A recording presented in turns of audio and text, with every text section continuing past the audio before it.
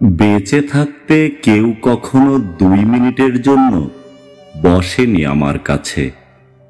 অথচ অথচ আজ দেখো, সবাই আমার কাছে সারিবদ্ধ হয়ে বসে আছে। একটা উপহার পাবার জন্য আমার সে কি আকুলতা ছিল, কিন্তু কেউ কোনো উপহার আমাকে কোনোদিন দেয়নি। আজ আমার কবরে ফুলের মালা দিয়ে যাচ্ছে একের পর এক। একটা নতুন কাপড় পাবার জন্য আমার কি ব্যাকুলতা ছিল, অথচ আজ দেখো, না চাইতেই একটা নতুন কাপড় দিয়ে আমাকে মুড়িয়ে দিয়েছে।